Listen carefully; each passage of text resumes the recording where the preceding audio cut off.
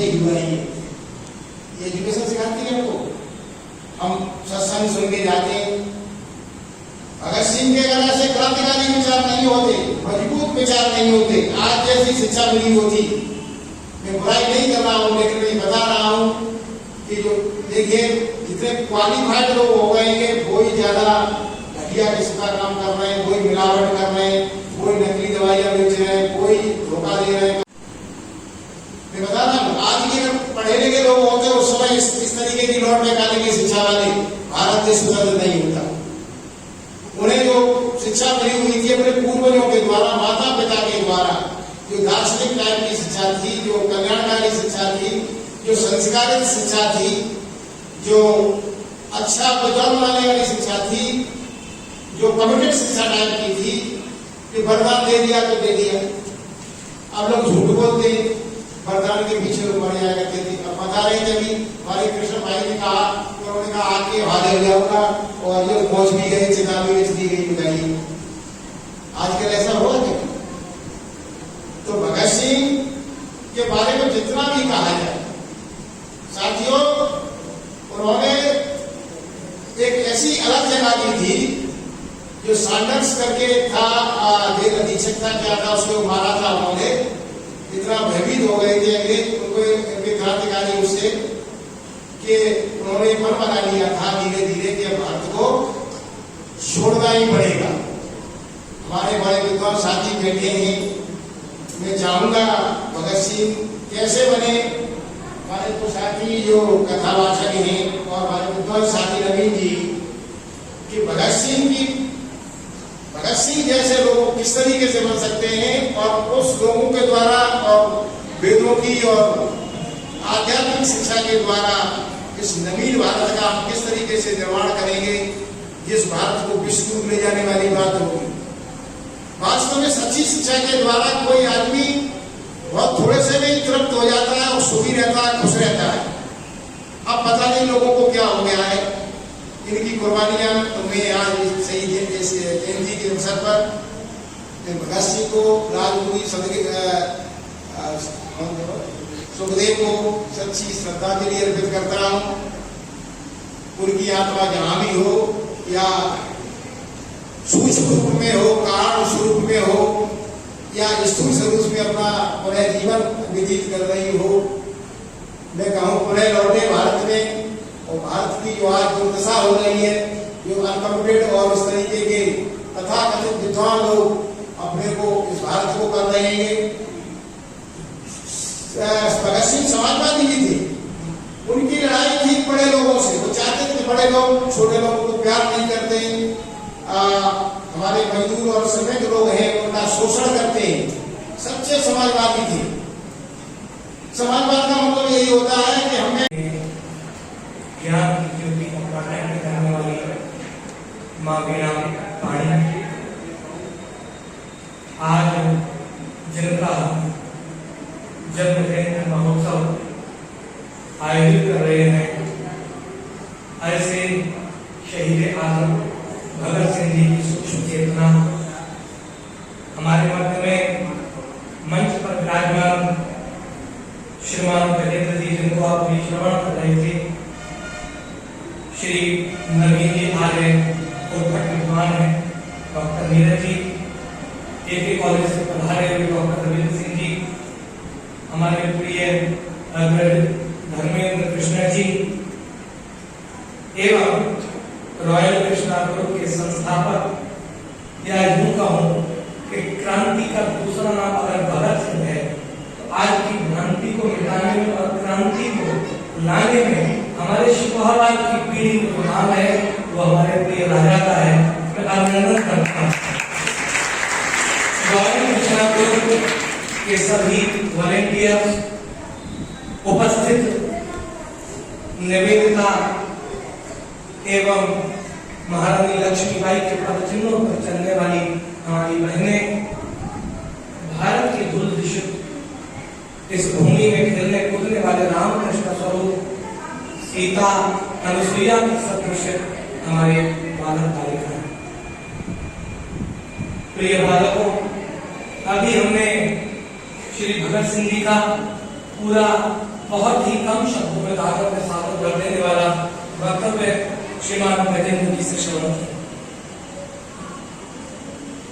28 सितंबर 1907 भारत भूमि धन्य हुई जब भगत सिंह यहाँ पर जन्म लिए। मां विद्यावती और पिता किशन सिंह जी के आंगन में बालक बढ़ रहा, नाम भगत रखा। भगत का तात्पर्य आप समझते हो। भगत का तात्पर्य है समर्पित व्यक्तित्व, और भगत सिंह समर्पित थे जन्म से ही। कूद के पांव मारने में नजर आते हैं वो प्रतिभागी भगत सिंह। 1907 में जन्म लिए और 13 अप्रैल 1919 की घटना, मात्र 12 वर्ष की उम्र थी जिस समय जलियांवाला बाग में एक अमानवीय कृत्य हुआ। लोगों को किस प्रकार से आंदोलन करते हुए गोलियों से भुना गया। भगत सिंह तब भगत हो गए, मां भारती के भगत हो गए, इस देश की संस्कृति के भगत हो गए, इस देश के साहित्य के भगत हो गए, आने वाले भविष्य की चिंता में भगत हो गए। अपने नाम को यथार्थ सार्थक करना, हमारा नाम ही हमको आगे ले जा सकता है।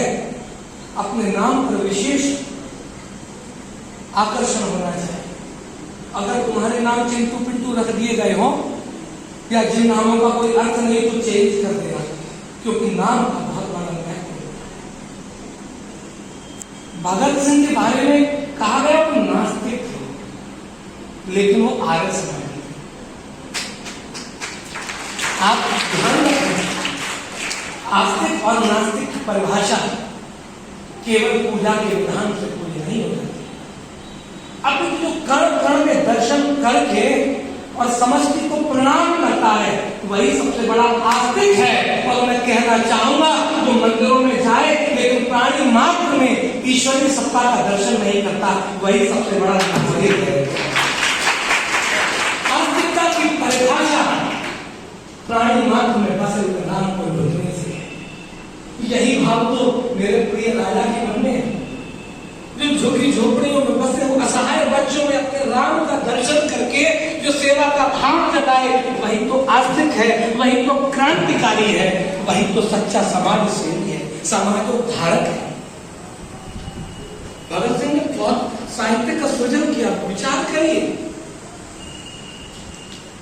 1931 में तो उनको फांसी दे दी गई थी। 23 मार्च 1931 की शाम अपराध क्या था? चंद्रशेखर के साथ में मिल करके जो अभियान रचा था अंग्रेजों के खिलाफ, पकड़े गए। फांसी रोकी जा सकती थी, लेकिन चूंकि अभी आदरणीय बहुत अच्छी बात कह रहे थे कि भगत सिंह बहुत बड़े समाजवादी थे, लेकिन उस समय के जो समाजोद्धारक थे, जो अहिंसा की वृत्ति को लेकर के चल रहे थे और भगत सिंह को विध्वंसकारी कह रहे थे, लेकिन ध्यान रखना ये संस्कृति केवल शास्त्र की नहीं है, अपितु ये संस्कृति शस्त्र की भी है। अगर ये संस्कृति शस्त्र की ना होती तो राम के एक हाथ में धनुष ना होता, जोधा के आठों भुजाओं में अस्त्र ना होते, गणपति के हाथ में बत्सा ना होता और शिव के हाथ में त्रिशूल ना होता, तब बात ठीक थी। अहिंसा परमो धर्म ये बात गांधी कह सकते हैं, लेकिन भगत सिंह ने आगे की पंक्ति को पूरा किया, धर्म हिंसा का है। अहिंसा परम धर्म है, लेकिन वो धर्म के लिए ही है, लेकिन धर्म की परिभाषा कट्टरता में नहीं होती, धर्म की परिभाषा पूजा पद्धति में नहीं होती, धर्म की परिभाषा सांप्रदाय में नहीं हुआ करती। धर्म की परिभाषा तो सहज धर्म की वृत्ति है। अग्नि का धर्म है जलना जलना जलना जलाना। अग्नि जला रही है, वो नहीं देख रही कि मुसलमान का चूल्हा है हिंदू का चूल्हा है, वो तो जलाने का काम कर रही है, इनका काम है जलाना। वायु का धर्म है सुगंध बिखेरना, वो नहीं देखती कि मस्जिद है या मंदिर है, वो तो सुगंध को बिखेर रही है। यही सैनिक का धर्म है। आकाश छत्र का रूप अदा कर रहा है, सबके लिए समान है। तुम भूमि के टुकड़े करके कह दो कि ये मेरा पाकिस्तान ये हिंदुस्तान, लेकिन क्षमया धरती, धरती ने तो सबको क्षमा किया है। तुम धरती के टुकड़े नहीं कर सकते, तुम मान चित्रों पर लकीरें कर सकते हो। ये तुम्हारी सोच है।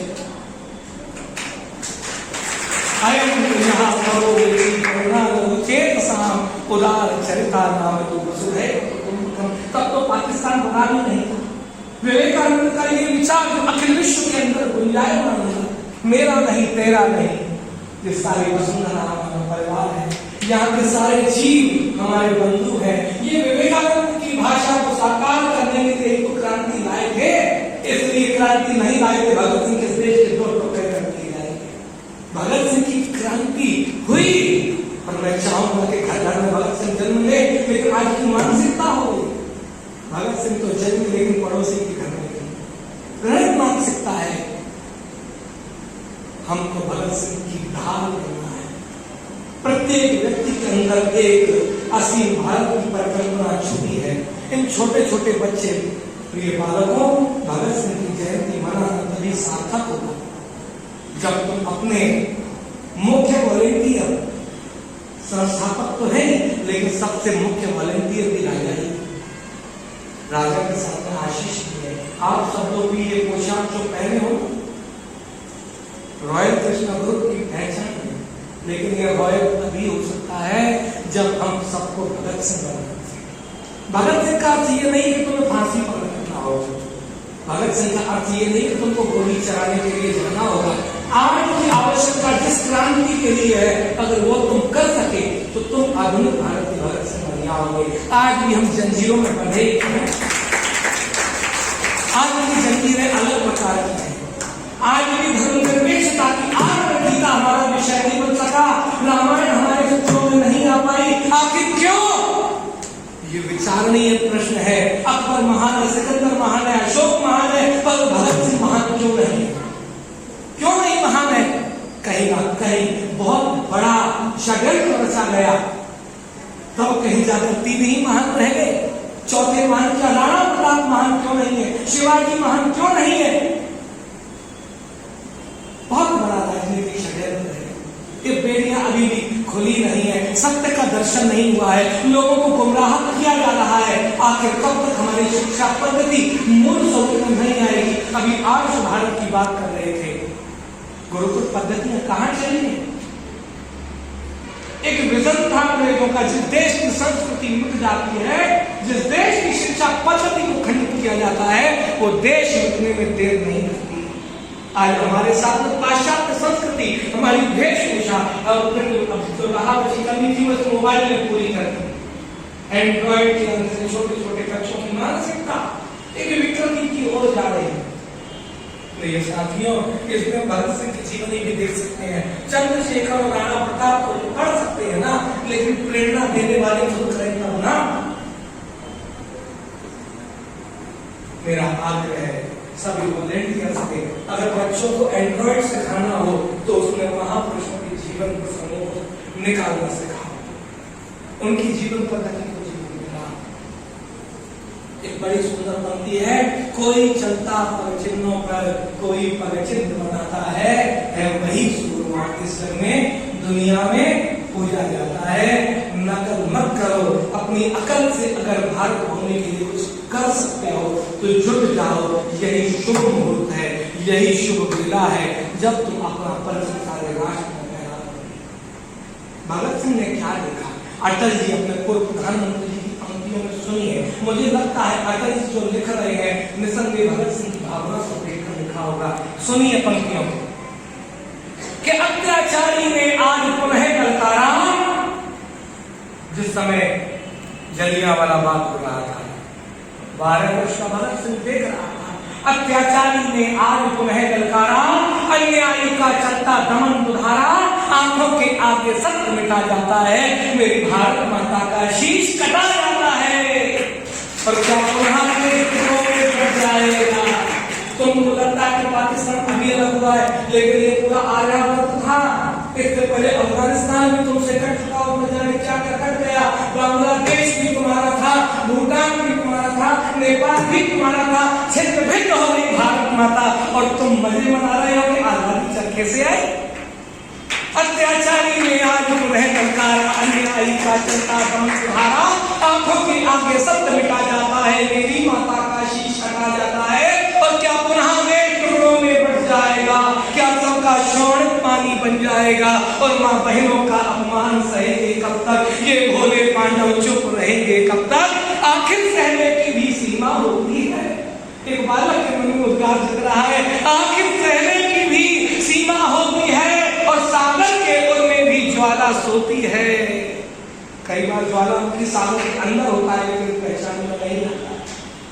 सागर के उर में भी ज्वाला सोती है, और पुत्रों के रहते कटा जननी का माथा, तुम चुप रहे देखते अन्यायों की गाथा, अब सोने से इतिहास नया रचना है, बलि पथ पर निर्भय पांव आज रखना है। आओ खंडित भारत के वासी आओ, कश्मीर बुलाता त्याग उदासी आओ, शंकर का मटकलहन का काव्य जगाता, और जम्मू का कण त्राही त्राही चिल्लाता, लो सुनो शहीदों की पुकार आती है, अत्याचारी की सत्ता थर्राती है, उजड़े सुहाग की लाली तुम्हें बुलाती है, अर्जनी चिता मतवाली तुम्हें बुलाती है, और अस्थियां शहीदों की देती आमंत्रण, बलवेदी पर कर दो सर्वस्व समर्पण, एक बार तो दिल्ली की किस्मत जागी है, सोई हुई अपमानित अस्मत जागी है,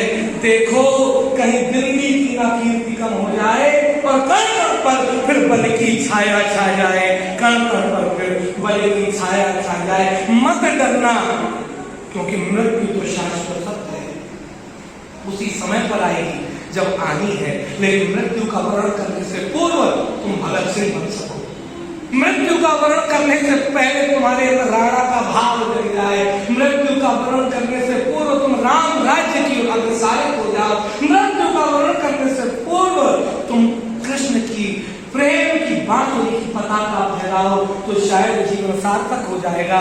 प्यारे बच्चों, चार पैर के जानवर तो आपको दिखाई पड़ते हैं, लेकिन आज इस देश के अंदर दो पैरों के जानवर सारी सत्ता पर आरूढ़ हो गए। मनुष्य होकर भी मनुष्य होना, ये चिंतन का विषय है। विचार किया करो, क्या मनुष्यता खाने कमाने और साजो श्रृंगार के लिए मिली है? नहीं, इस सृष्टि का श्रृंगार करने को तुमने जन्म दिया है, तुमने तुलसीदास की और मीराबाई की रचनाओं को रचने के लिए जन्म दिया है, तुम आगामी भारत के बहुत बड़े वैज्ञानिक हो सकते हो, वैज्ञानिक होना भी क्रांति है, तुम एक अच्छे ईमानदार डॉक्टर हो सकते हो, वो भी एक क्रांति का अंग है। क्रांतिकारी का अर्थ कभी ये मत लगाना कि मारना और मरना ही क्रांति है, अपितु देश के राष्ट्र की रक्षा में, विकास में, उत्थान में हम जो जो आहुतियां देंगे अपने निर्णय से, वो सब क्रांति होगी। मेरा भगत सिंह तैयार नहीं है,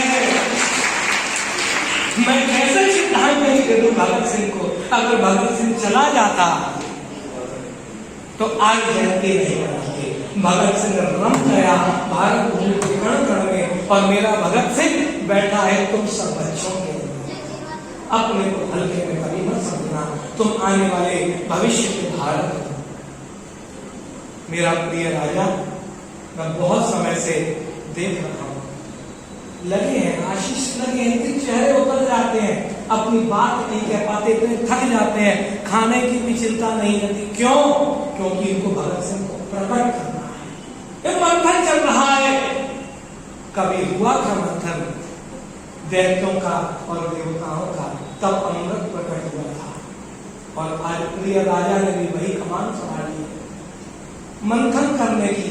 इस मंथन में अमृत प्रकट हो रहा है मेरे प्यारे बच्चों के रूप में। ये अमृत सभी को अमृत प्रदान करेगा, मेरी ऐसी आकांक्षा है, मेरी ऐसी भावना है।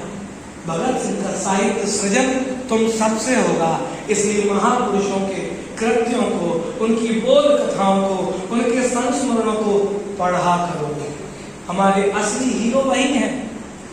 अभी के हीरो भी कम नहीं, मनोरंजन वाले हीरो हैं, लेकिन असली हीरो तो वो हैं जिनके कारण से आज हम सब लोग यहाँ पर बैठे हुए हैं। हम सब लोग अस्तित्व में हैं, इसलिए स्वार्थ की आंधी से उठ करके, छल कपट की आंधी से उठ करके अभी शास्त्र को पढ़ो, आवश्यकता पड़े धर्म की, देश की रक्षा के लिए तो शस्त्र भी उठा लेना, चूकना नहीं। भगवान कृष्ण कहते हैं अहिंसा परमो धर्म, धर्म हिंसा पथ है। अहिंसा परम धर्म है, ये तुम्हारा नेचर है। लेकिन अगर धर्म के ऊपर कोई उंगली उठाए, इस देश की अस्मिता पर अगर कोई आंख टेढ़ी करे, तो फिर तुमको भगत सिंह की तरह आक्रमण करना ही होगा, चूकना नहीं। अस्मिता ही हमारा सबसे बड़ा आभूषण है। इस देश की लाज बचेगी तो हम बचेंगे। हमको सावधान होना है, देश के लिए जीना है, और लक्ष्य केवल एक ही होना चाहिए, मेरा भारत महान है। बोलने को बहुत है, लेकिन अभी महापुरुषों का अपना श्रवण करना है, और मुझे भी आवश्यकता से जाना है, तो मैं रुकता है यहाँ पर। एक बार सभी लोग नारा लगाएंगे, भारत माता की, भारत माता की, वंदे वंदे वंदे। बहुत बहुत धन्यवाद।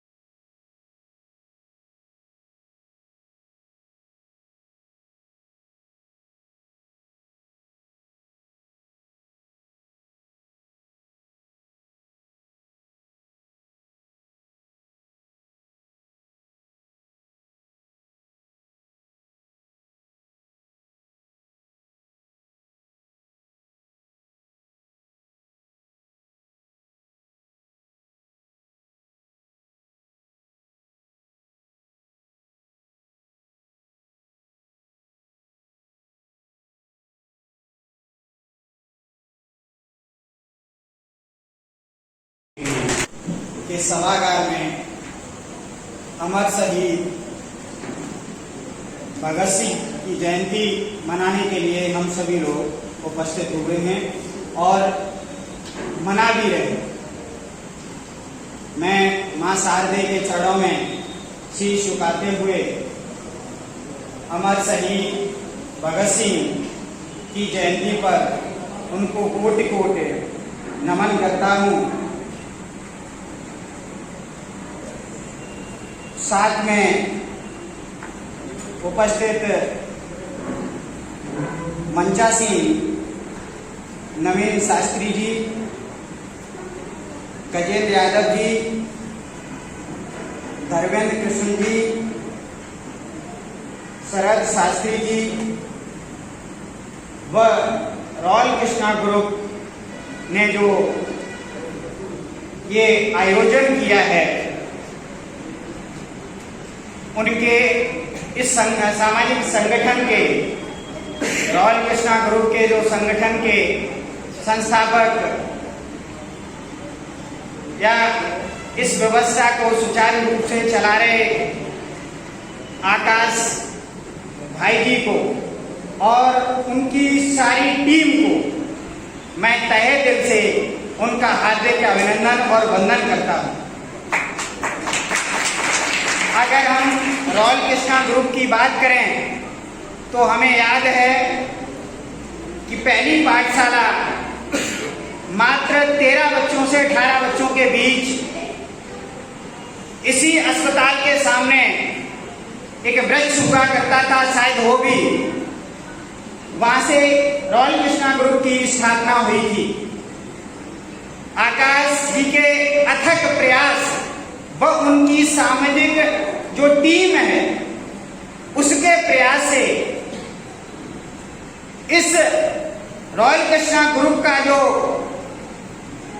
विस्तार हुआ है वो संभवतः एक पाठशाला से लेके शायद 4 से 5 पाठशालाएं चल रही हैं जगह जगह शुक्राबाद के स्थानों पर, जिनमें कम से कम 450 बच्चे निःशुल्क, जिनके माता पिता अपने बच्चों को सक्षम नहीं है शिक्षा दिलाने के लिए, ऐसी व्यवस्था को आकाश जी की रॉयल कृष्णा ग्रुप की जो स्थापना है, जो टीम है, वो बरकरार चलाती जा रही है। और साथ ही मैं आपको बता दूं, मैं इस टीम का सहयोग कई वर्षों से कर रहा हूं, लेकिन अवसर हमें मिला आजीवन रॉयल कृष्णा ग्रुप का संरक्षक बनने का, और मैंने उसकी संरक्षक बनने की सदस्यता भी ग्रहण की। इसके माध्यम से या इस शुभ अवसर भगत सिंह की जयंती के माध्यम से मैं अपने सभी साथियों को प्रेरित करता हूं इस संस्था से जुड़ने के लिए कि जिनके माता पिता अपने बच्चों को पढ़ा नहीं पा रहे, और ऐसी संस्था उन बच्चों को एक नई दिशा देने का कार्य कर रही है। तो हम आप सभी लोगों से निवेदन करते हैं, यहाँ उपस्थित हैं, सबसे निवेदन करते हैं कि संस्था से अधिक अपने भाई बहनों को जोड़ें, जिससे ये संस्था आगे और विस्तार करे। अब मैं सीधा बात करता हूँ आज के इस आयोजन पर।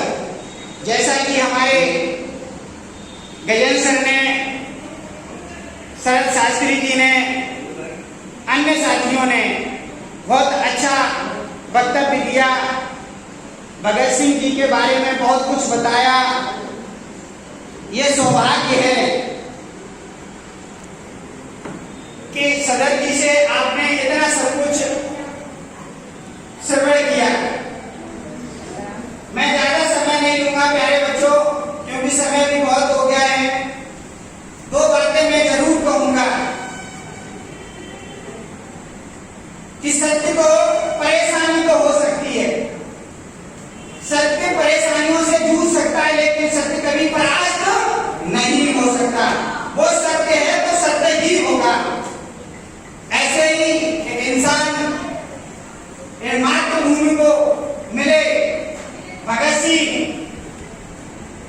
जिनकी अवस्था 12 साल की उस समय थी जब उन्होंने जलियांवाला हत्याकांड अपनी आंखों से देखा।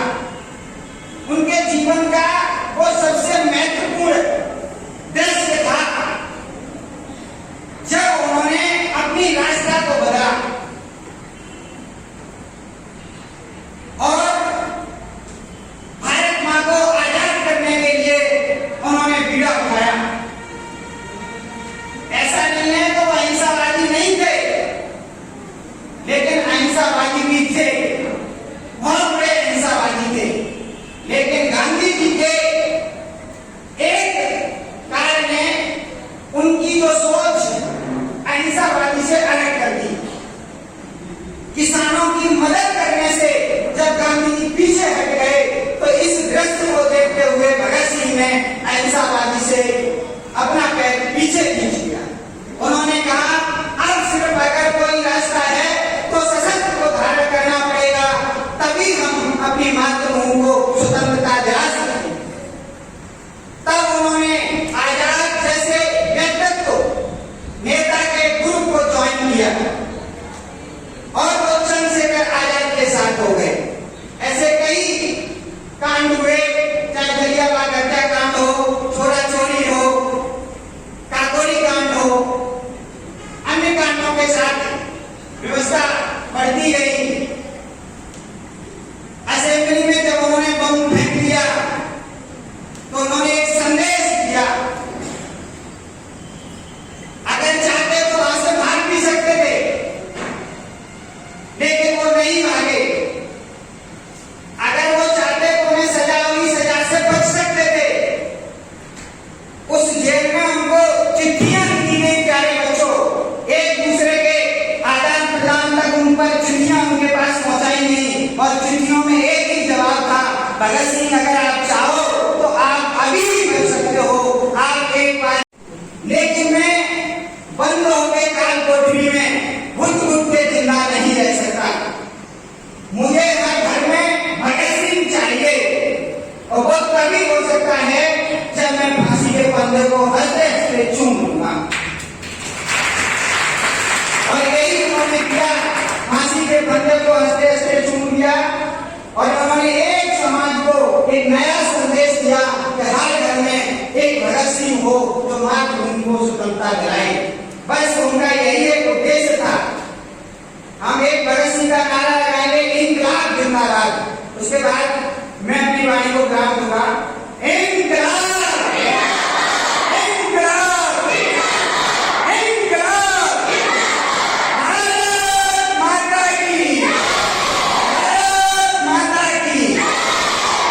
इसी के साथ इस सभागार में उपस्थित सभी प्यारे बच्चों, प्यारी बहनों और मंचासीन और इस आयोजक ग्रुप को मैं तहे दिल से एक बार उनका धन्यवाद, आभार व्यक्त करता हूँ।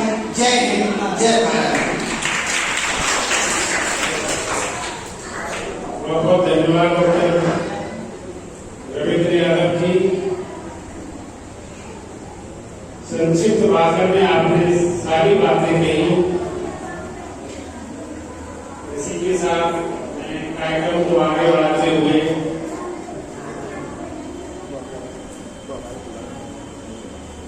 जो पवित्र चिंतन देते हैं, जो पवित्र चिंतन देते हैं, वंदन करने योग्य वही हैं, और जो समाज का दुख हर लेते हैं, वंदन करने योग्य वही हैं। दिन रात समाज से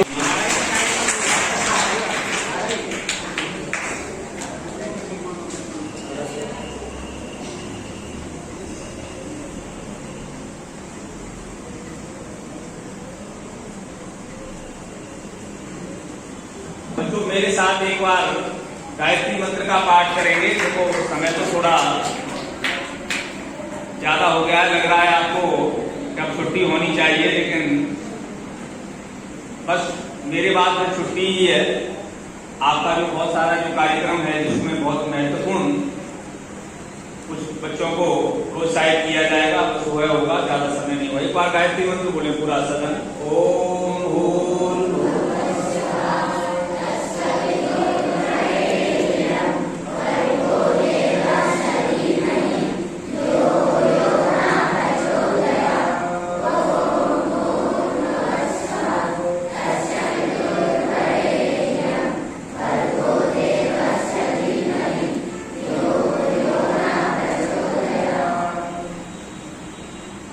सम्मानित मंच पर उपस्थित श्रद्धेय शास्त्री जी, सम्मानित हमारे भ्राता सम्मानित गजेंद्र सिंह जी, हमारे बड़े भ्राता डॉक्टर नीरज जी, सम्मानित भाई डॉक्टर रविंद्र सिंह जी, और जो हमेशा सामाजिक और शिक्षा के क्षेत्र में कार्य करते रहते हैं भाई धर्मेंद्र कृष्ण, और रॉयल कृष्णा ग्रुप के संस्थापक संयोजक राजा तिलक आकाश जी, और अन्य उनके सहयोगी साथीगण आशीष जी आदि आदि जो भी सहयोगीगण हैं, चाहे वो हमारी बहनें भाई हैं, मैं उनका सबका नमन करता हूँ। और हमारे सामने उपस्थित नन्हे मुन्ने बालक, इनके अंदर मुझे राष्ट्र के कर्णधार नजर आते हैं। कोई लग रहा है कोई भगत सिंह है, कोई चंद्रशेखर आजाद है। हमारी जो बेटियां बैठी हैं ये बिल्कुल महारानी लक्ष्मीबाई के स्वरूप में उपस्थित हैं। बस बहुत छोटी सी बात मैं आपके बीच में कहूंगा, मेरी तरफ देखेंगे फिर मैं प्रश्न भी पूछूंगा, ठीक है ना। एक माँ राजस्थान की अपने विधवा हो गई थी, उसके 2 बेटे थे। पहली बात तो कहानी याद करना, आप जैसे छोटे छोटे बच्चे थे, एक बच्चा 12 साल का था और एक 8 वर्ष का बालक था, 8 से 10 के बीच में होगा। आपने देखा होगा रेगिस्तान के अंदर सवारी किस पर की जाती है, तो एक बच्चा उसकी गोदी में था और संयोग से एक बच्चा उसके गर्भ में था। कितने बच्चे थे? 3 बच्चे, मतलब 2 बच्चे बस सामने थे, लेकिन तीसरे की भी शिक्षा चालू हो चुकी थी और वो किसी तरह से उसका जो पति था मर चुका था, उसे अपने पियर में जाने की तैयारी, कोई आवश्यक कार्य से वो चल पड़ी। तो क्योंकि जंगल से जा रहा था तो रास्ते में वहां पर जो सिपाही लोग खड़े हुए थे, कुछ लोग खड़े हुए थे, उन्होंने रोक करके कहा, बहन तुम गलत रास्ते पर आ गई, इस रास्ते पर एक शेर है, बहुत भयंकर है और यहाँ पर किसी के आने जाने वाले लोगों को मार डालता है, आप उसी तरह से रास्ता बदल लो। ओह, वह सिंगनी वीर माता विचार करने लगी, अगर मैं रास्ता बदलता हूँ, बदलती हूँ, तो मेरे तीनों बेटे कायर हो जाएंगे। उसने बड़े दृढ़ निश्चय के साथ निश्चय करते हुए उसके बेटे ने जो ऊंट की लगाम पकड़ करके आज जो 10 वर्ष के बीच में युवा था, छलांगे मारता हुआ डंडा पकड़े हुए दौड़ रहा था, उसने पूछा, माँ ये क्या कह रहा था? ओह, माँ ने बड़ी साहस भरी वाणी में कहा, बेटा ये कह रहा था कि जंगल में एक बहुत मोटी सी बिल्ली आ गई है जो लोगों के ऊपर दौड़ पड़ती है और लोगों को डरा देती है। बालक कहने लगा कि माँ तुमने क्या कहा? ओह माँ क्या बढ़िया कौशल और संस्कार देती है। और माँ ने कहा कि बस मैंने यही कहा कि उस मोटी बिल्ली को तो मेरा बालक अपने डंडे से धराशायी कर देगा। इतनी बात जैसे ही माने गई, एक छलांग मारी, माँ बता देना मैं मार दूंगा। तीनों बालकों को शेर बनाने के लिए, और जैसे ही माँ विचार कर रही है कि शेर है, बालक छोटा है, लेकिन माँ जब शिक्षा देती है ना, तो किसके अंदर क्या भर देती है, ये कमाल देखने की घटना इतिहास की है। और वो जैसे ही आगे बढ़ रही है, माँ ऊपर से कौशल दे रही है, बेटा ये मोटी बिल्ली खा पी करके बहुत मोटी हो गई है और एकदम दौड़ पड़ती है, लोगों पर टूट पड़ती है, और तुम ऐसा करना, लगाम छोड़ देना, डंडे को सावधान होकर के पकड़ना और सीधे उस पर पहला बार उसके मुंह पर करना। ओह, माँ ऊपर से कौशल देते देते जैसे ही बीच में पहुंचती है, शेर घुर्राता हुआ आता है, उसके दिमाग में भरा हुआ है कि तो बिल्ली है मोटी। ओह, 10 वर्ष का बालक डंडा लेकर के जिस तरह से उसके मुंह पर बात करता है और माँ ऊपर से कौशल देती है, मार मार, और शेर को पछाड़ देती है। तीनों बालकों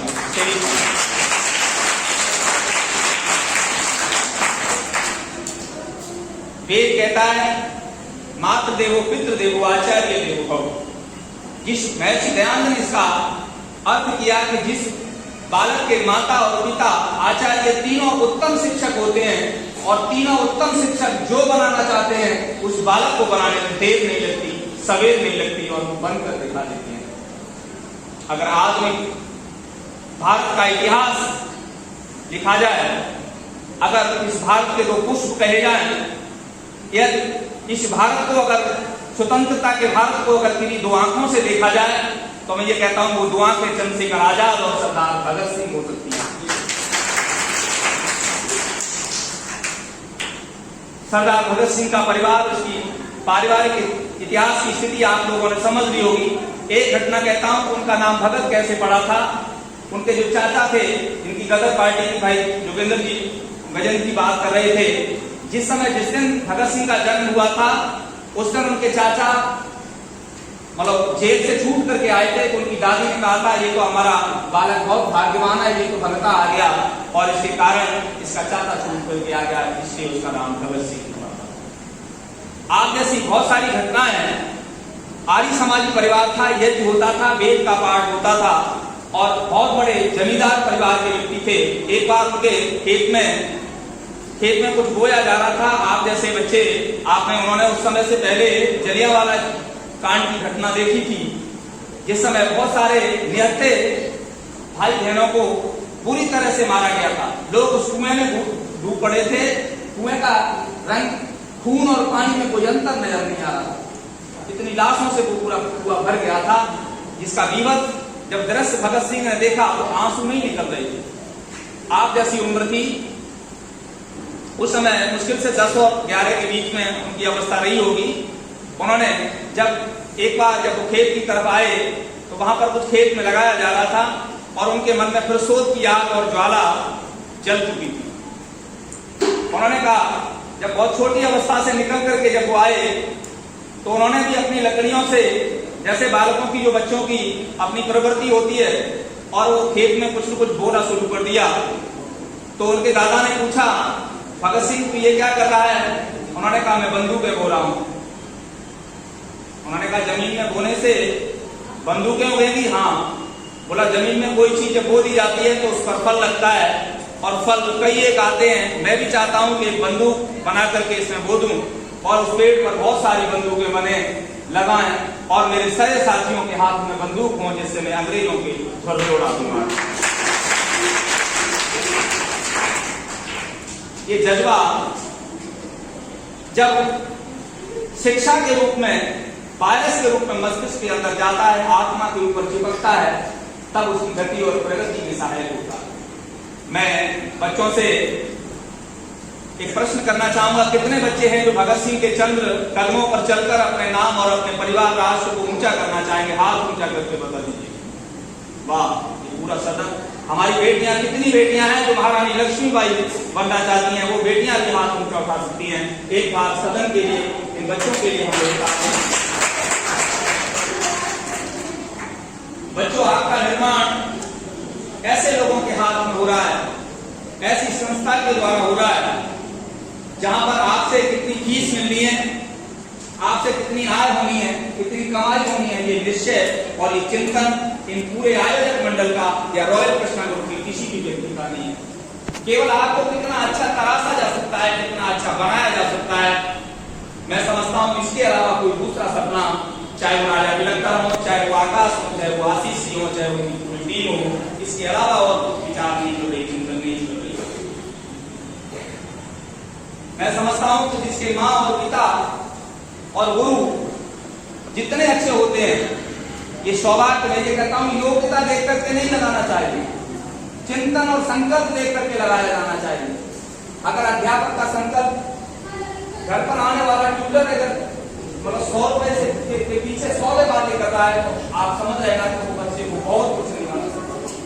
अगर कोई शिक्षक और कोई विद्यालय चलाने वाली संस्था अगर पैसे की कमी की वजह से किसी बच्चे का एडमिशन नहीं कर पा रही, ले रही है, और उसकी ड्रेस और उसकी अभाव की व्यवस्था में उसको एडजस्ट नहीं कर रही है, समझ लेना वहां पर बच्चे का बहुत ऊंचा निर्माण होने वाला है।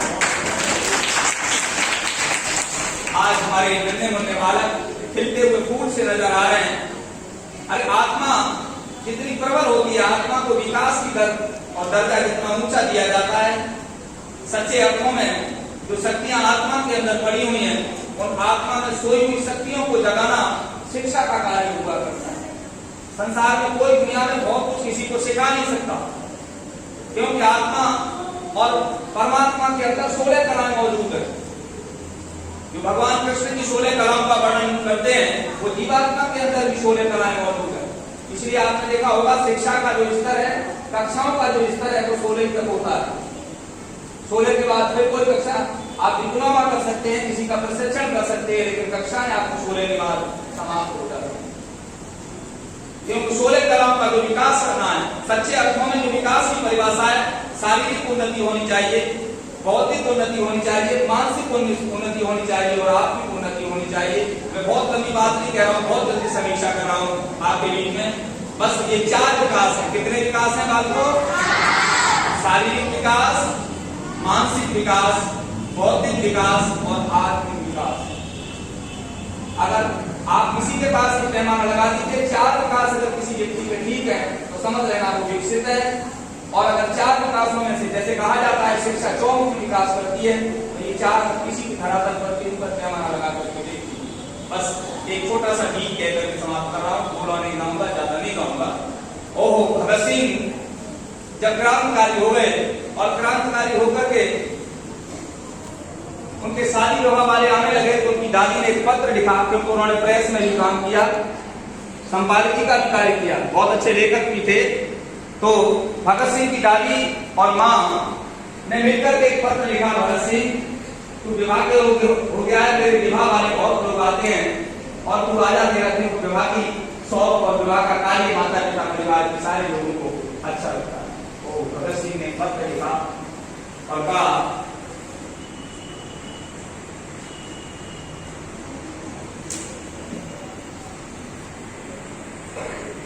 और उस समय मां के लिए जो पत्र किसी कवि ने अपने शब्दों में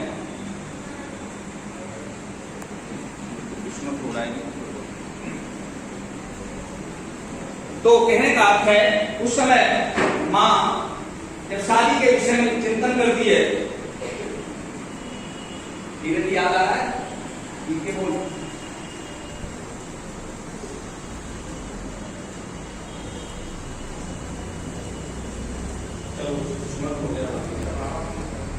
कहने का अर्थ है, वो एक माँ कहती है कि आज माँ तुझे शादी की चिंता है, मुझे तो भारत माँ की आजादी की चिंता है। हाँ, माता जी हर वक्त करे क्यों मेरी सगाई की चिंता, माता जी हर वक्त करे क्यों मेरी सगाई की चिंता, आज मुझे है अपने देश की स्वतंत्रता की चिंता, माता जी हर वक्त करे क्यों मेरी सगाई की चिंता, आज मुझे है अपने देश की स्वतंत्रता की चिंता, अब तक हूँ मैं पूर्ण ब्रह्मचारी नहीं सवारी की चिंता, 4 मील पैदल चल सकता नहीं सवारी की चिंता, और चिंता है तो गांधी नेहरू, और चिंता है तो गांधी नेहरू पटेल भाई की चिंता, आज मुझे है अपने देश की स्वतंत्रता की चिंता। जब फांसी होने लगी, देखा कितना निडर व्यक्ति था, और ये जब वहां पर जब दलील देने लगे, क्योंकि झूठा केस फंसाया गया था, और फंसा करके जैसे ही खड़े हुए तो भगत सिंह हंसने लगे, और जब कहता है वो आपको पता नहीं है कि न्यायालय में हंसने की सजा क्या होती है, उन्होंने कहा कि मैं ये मानता हूं कि हंसने पर मुझे फांसी दी जा सकती है, लेकिन मैं अगर फांसी पर हंस गया तो उससे भी बढ़कर क्या सजा दोगे? भाई यहाँ पर गलती करके मैं हंस गया तो फांसी दे सकते हो, लेकिन फांसी के फंदे, और वो बात भगत सिंह ने याद रखी, फांसी के फंदे को सुनते हुए भगत सिंह हंसता। ये पहला भी है, आपने देखा होगा यहाँ पर ये आतंकवादी पकड़ा गया था, मरने से पहले रोड़ा, सबसे फूंका, भगत सिंह की अपनी चिंता थी। भगत सिंह को अंतिम समय में, जिस समय फांसी लगनी थी, सवेरे भगत सिंह दूध पिया करते थे दंड असर करते हुए, और अंतिम समय जब दूध लेकर के वार्डन आता है और उन्होंने कहा आज मैं दूध नहीं करूंगा, दूध नहीं पीऊंगा, और कोई इच्छा, उन्होंने कहा मैं हवन करना चाहता हूँ, हवन कुंड लाया गया, हवन किया, लेकिन दूध नहीं पिया। तो बहुत सारे लोग आए, उन्होंने दूध क्यों नहीं पीना चाहते? बोला दूध आप इसलिए नहीं पीना चाहते क्योंकि अब दूध मेरी अगली माँ के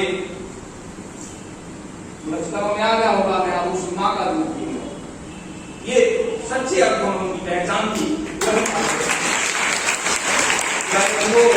आप सब भारत के अंदर इन महापुरुषों के जो जीवन, मैं आप सब लोगों से कहना चाहता हूँ, जितने भी अध्यापक हैं, शिक्षक हैं, क्योंकि अध्यापक और उपदेशक की संख्या एक की जाती है। वेद में कहा गया है तो उपदेशक और शिक्षक केवल योग्यता या पढ़ाई लिखाई करने से नहीं होते, एक परमेश्वर की और संस्कार का परिणाम होता है, जबकि शिक्षक और उपदेशक होता है। इसलिए सत्य का प्रचार करना, यदि आपकी समझ में आ जाए कि सत्य ये चीजें हैं, उनको जुटलाना और सही बात दिखाने का प्रयास करना। तो ये भगत सिंह का जो थोड़ा सा जीवन चरित्र हमने आपके सामने रखा है, ये जो प्रेरणादायक जो स्थितियां हैं आपके जीवन में आनी चाहिए। मैं रॉयल कृष्णा ग्रुप के लोगों को बधाई देता हूँ, मैं धन्यवाद देता हूँ कि इसी तरह से बहुत जितने भी जयंतियां महापुरुषों की हैं, चाहे वो भगवान कृष्ण की हों या कोई भी हो, और वो हमारे सामाजिक पर्व हैं, उन पर्वों पर ऐसी संगोष्ठी लेकर के कराई जाए, जिससे बच्चों के अंदर जो हमारी संस्कृति और सभ्यता और जो शिक्षा का प्रसार है वो धीरे धीरे एक पीढ़ी से दूसरी पीढ़ी में जाए। और ये हमारे, क्योंकि जो अंग्रेजों की व्यवस्था थी, वो गजेंद्र जी कह रहे थे, उन्होंने लाट लहकारे ने एक काम किया है। मैंने अभी यहाँ पर गंग बाबा के अंदर बहुत बड़े बीजेपी के आरएसएस के कार्यकर्ता आए हुए थे, उनसे मैंने कहा, मैं कहता हूँ ऊपर से हिंदू कर सकते हो, चोटी रखवा सकते हो, धोती पहनवा सकते हो, लेकिन लाट लहकारे ने अंदर अंग्रेज बिठा दिया है, उसको कैसे मार सकते हो? उसकी व्यवस्था करो, शिक्षा में संस्कृत और अपने महापुरुषों को पढ़ाओ। मैं नन्हे होने बालकों को बहुत बधाई देता हूँ कि ये भगत सिंह और महारानी लक्ष्मीबाई जैसी वीरांगनाएं हमारे देश में पैदा हों, और इसी तरह से ये क्रम चलता रहे, जिससे राज समाज और अपने माता पिता का नाम ऊंचा करो। बोलो जय भारत, जय भगत सिंह।